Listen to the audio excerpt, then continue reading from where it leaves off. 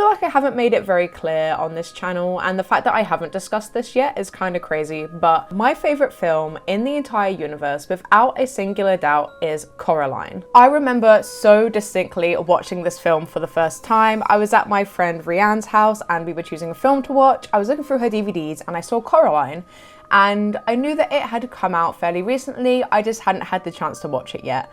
And we then continued to watch it at every sleepover I had at her house after that. Over the years, I have grown my Coraline collection of merch and memorabilia, and it only occurred to me recently that there might have actually been video game spin-offs of the films, and there was. Now that I am an adult and I have my own money that I can spend on things that I want, I can finally get my hands on them and experience them for the first time. So I did, and boy was I in for a surprise.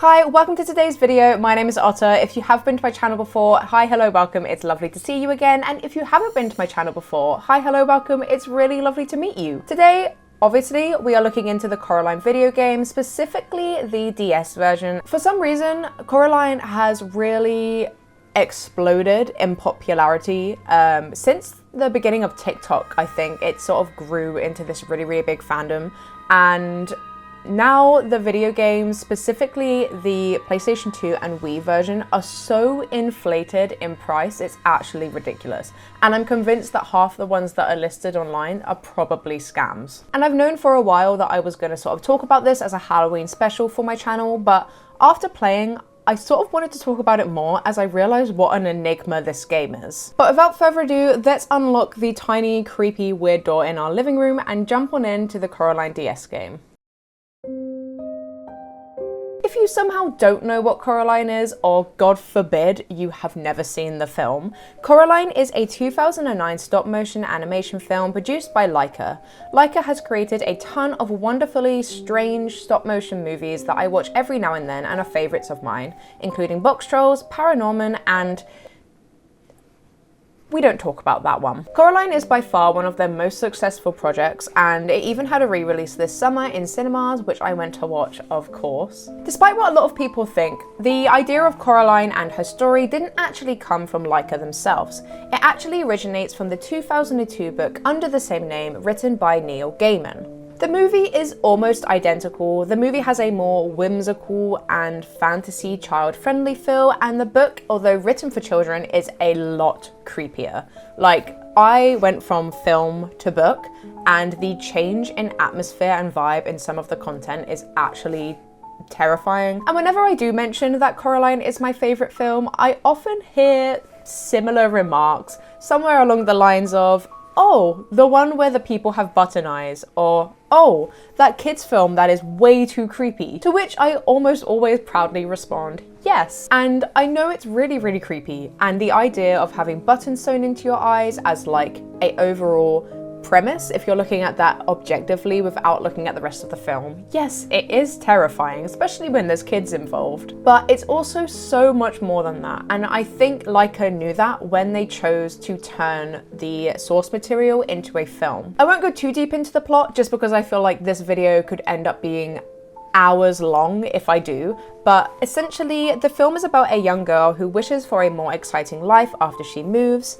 She finds an identical world where everything is better, including her parents, who treat her with a lot more respect and are a lot more fun. She's allowed to stay as long as she sews buttons into her eyes, which, like any sane person would, she says no, and there's already been 3 kids before her who have said yes, and I just wonder what their home life was really like for them to say yes to having literal buttons sewn into their eye with a needle and thread. The woman turns out to be this evil witch woman who wants to eat her. It's never actually openly said what the Beldam wants to do with Coraline. It's just assumed and mentioned that she's going to consume her somehow. Coraline ends up defeating her, saving the ghost children, and making it back home into her original life, which she now appreciates way more. But the Coraline games were released in 2009, with the North American release for the games actually coming out a couple of weeks before the films, which again, I also think is so weird. Like, why are you spoiling the film for everyone by releasing the game? Whilst the PS2 and Wii versions were developed by American developers, entire studio, the DS game was developed by Artco Limited, a Japanese development company based in Tokyo. D3 were the publishers for the Coraline games, and they spoke with Gamasutra in mid-2008, explaining that they acquired the rights to make the game to continue supporting the kids market. And in this interview as well, they also talk a lot about Universal and how they went to the Universal Studios to look at the film being created to get a vibe for how it was going to look like in order to then be able to make the games in line with the release for the film. The handheld console version is very, very different to the Wii and PS2 version. So this video does not reflect the PS2 and Wii version at all. So I'm going to be straight up with you guys. This game is not great. I wouldn't even go as far as to call it a game in terms of like the definition of what a video game is, but let me explain. So the title plays out in the original setting as the story, the Pink Palace, and in the game you actually get to explore the Pink Palace as a open world setting, kind of, with loading screens in between different locations. You can go everywhere Coraline can go in the movie, and the sense of freedom and autonomy that you have as a player to explore this is actually really, really freeing. Especially when we think about kids games that have come and gone, especially in this spin-off movie video game genre, the amount of autonomy that is often stripped back from the player is mind-numbing. Like, it literally numbs the mind. You do not have to think at all. But what's really nice with the Coraline DS game is that you can explore at your leisure.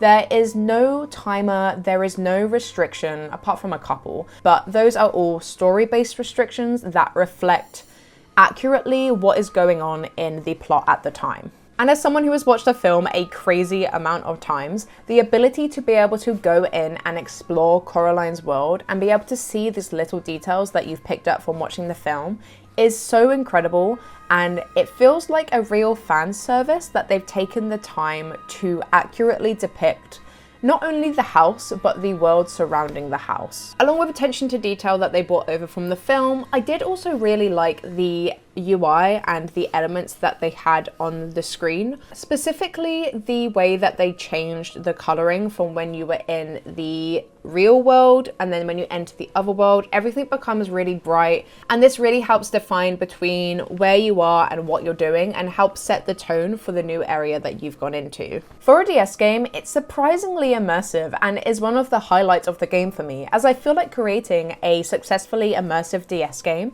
especially one that's made for kids, was really, really difficult when you think about the restrictions of working with a DS and when you're creating a game for it. And like I said, you can literally explore the house at your leisure. There is no timer, there is no pressure. It is you and what you want to do with the game at that time. You can also engage with mini games along the way as they randomly pop up in different parts of the map.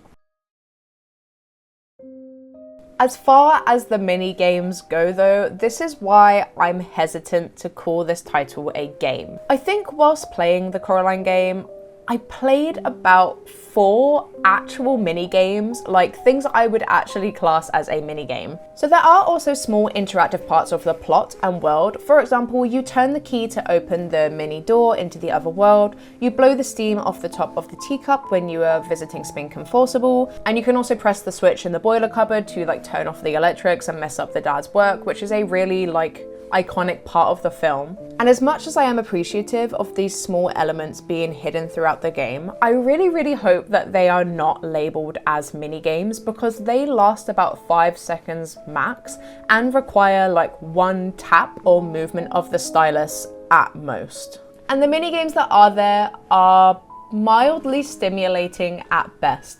There is no reason as to why these mini games are as bad as they are. They feel quite dated and quite lazy, and I feel like there were so many more opportunities that the developers could take in order to flesh out these mini games and definitely make them more entertaining and like stimulating. Even for children, I really think that these are awful games. Particularly for me, there was one where I think you're like walking with the cat, or you have to protect the cat, or you have to hit things out the way. I can't remember. I should have gone back and looked at it specifically, but you have to avoid tapping the cat, and I had to redo that mini game so many times. It was actually ridiculous. And this is the main reason why I am more inclined to call the title an interactive story rather than a game. Because other than the sporadic minigame and like interaction placements throughout this game, there is also a lot of text. There is a lot of talking and communicating with all the different characters of Coraline in this game, and as much as that is a joy to do as a fan of the game, considering that this was most likely, almost definitely aimed at young children, this is not the most engaging way to allow children to enjoy a video game. However, there is a collecting mechanic. There is 2 different things you can collect in this game. The first of which is 15 random items that kind of appear in the films, but then some of them are also really random. Like there's Coraline's doll, there's a cricket, there's the little green viewing stone, I think, that she looks through. As much as these are nice nods to the film and the world of Coraline, they're really hard to come by. You also collect Coraline's wardrobe and clothing items, and I have no idea how I actually collected these. I don't know if you get them from like hitting scores in mini games or things like that, but you can change Coraline's outfit as you are playing, and there is actually quite a lot of options. When I was looking through reviews of the game to see if anyone else's opinion sort of aligned with mine, I did come across this one that specifically acknowledged the frustration that comes with finding these items. According to this review by JKD Media, you'll discover that sometimes different items become available by completing other tasks, so there's lots of backtracking in the game. Which would be absolutely fine if this backtracking had a real reason and a motivation to be done. Like when you're playing it, other than wanting to go back and look in these places again, there isn't any signposting or reason as to why you should. The items appear in random places in the game, and they're not even places that align with the part of the story that you're at. There is a real problem with a lack of objective tracking in this game, and I found myself a lot of the time having to refer to the film in my mind to figure out what I had done and what should come next. So I actually ended up playing the first 15 minutes of this game through twice, and initially I think it was a saving problem. I didn't save the game properly, so it deleted all of my progress and I had to go back and do it again. I realized that I had actually done a sequence of things wrong, which then stopped the game from being able to trigger correctly onto the next plot point. So I think earlier I spoke about switching off the switch in the boiler room, which sort of triggers the computers glitching and the dad losing all of his work. This is a part of the game, and it's not very obvious from the get-go that you can even enter this cupboard, and I feel like only if you had seen the film a couple of times and knew the story quite well that you would even know to want to go into this place, to hit that switch, to then trigger this item or next part of the story to happen. I just found myself as an adult player regularly forgetting what I was meant to be doing next, because the only way that you're also meant to know this is through reading text by other characters in the game, of which there is a lot. And honestly, I think this is all fine if you head into this game knowing that this is what is going to happen. So if it's not the gameplay that kept me playing, then what did? Obviously, other than the fact that I am a huge Coraline fan, the vibes of this game are something else. There is something about this game that just feels like haunted to me, not even like in the actual game itself that they've intentionally made this atmosphere, but the actual cartridge and like physical game itself feels off, and it feels eerie and spooky, and that is something I absolutely love. And obviously this is in no way intentional by the developers. I mean, I can't imagine it was intentional. I can see that they would probably want to replicate the spooky vibe that Coraline as a film and book has into the game, as obviously you are making a spin-off of the movie and you want to try and replicate the vibe and feel of that film as much so that the players who are playing it can experience that. And I do think that this is a time when older, dodgier looking graphics really contribute to the essence of a title. But for a DS title as well, the graphics for Coraline, the DS game, weren't awful at all. They're actually fairly decent, especially the character models and animations, although there is some dodgy ones at some points. Like, they're not awful as far as like spin-off movie games go. It kind of reminds me of the unintentional and unexpected creepiness of games like The Sims 1 and The Sims 2, the surprise hints of horror that pop up every now and then that we've seen in earlier games that as a kid weren't outright intended to petrify you, but they definitely did. The essence of the Coraline game also reminds me of The Sims 2 for DS. If you've played that, you will know exactly what I'm talking about. But there's kind of like this eerie, haunted atmosphere that is present throughout the entire game, no matter what stage you are at, which I think really adds to the experience, even if it was unintentional. There's also some random jump scares that occur throughout the game, which for a kid's game is so mean. Like, there is this one minigame, the same minigame I was talking about actually, where you're meant to avoid hitting the cat. It only happened once, and I don't know if there's like a chance thing to it. I don't know if they put that much thought into it, but the cat like popped up at the screen and terrified me. I don't know if it's because I was like focusing a lot on the gameplay and I'd been like grinding at this mini game for a little while and trying to get through it, because you have to do this in order to carry on with the rest of the game. But the cat jumping up just absolutely like took me out. You know when you see comments on like jump scare videos of people saying that their body took a screenshot? That was exactly how it felt. Like, I felt true fear inside of me. There was also a couple of times where the graphics and like stills that they had taken from the movie but edited felt really, really off. Like, there's this specific screenshot of Coraline when she pulls back the shower curtain and sees the bugs, and you see this every time you do this minigame, which is awful, by the way. I don't know if it's like the shading that they've put on her face to make it look like her face was looking downwards or whatever, but it just really creeped me out and made me feel really unsettled. And as I mentioned, this definitely almost was not an intentional thing done by the developers. They obviously went for a vibe that was similar to what the film had, but I don't think they intended it to actually go this far. The audio and music that they added, mainly it's this like synth track that they've got going on, which again adds to this atmosphere that they've built.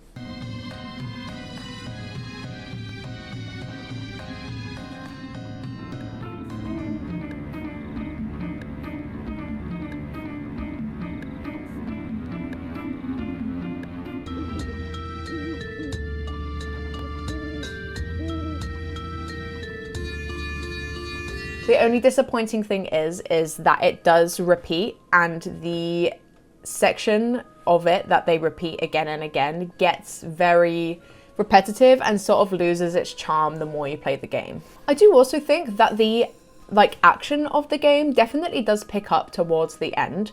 Initially, it's very much based on exploration. In terms of actual interacting and gameplay, towards the end where you are escaping the other mother, throwing away the hand, that sort of stuff, that whole section of the film is actually kind of fast paced and there is a lot going on. It's also this stupid minigame where Wybie's hanging into the well and you have to hit away the hands and they come so quick and fast, I was really stressed out.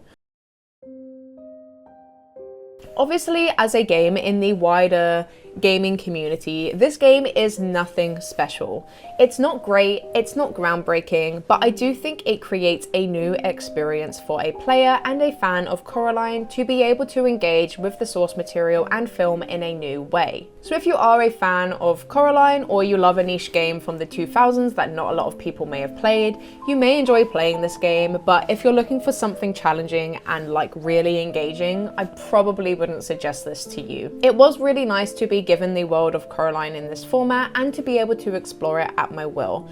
Even if I hadn't have completed the game and experienced the plot in this way, and see the story of Coraline in a new perspective would have been enough for me. But that is it for today's video. I really hope you enjoyed this Halloween special. I know this isn't technically a girly game. I did want to do something a little different for Halloween, and I wanted something that still kept in line with my personal interests and also the genre of games that I talk about on this channel, and I think Coraline as a game sort of fits into that. If you do play the Coraline DS game going forward, please come back and let me know what you thought of it and what your experience of playing it was. And if you enjoyed this video, don't forget to drop it a like and consider subscribing to see many more videos just like this one. Hydrate to stay great, get your daily calorie intake, and hopefully I will see you in the next video.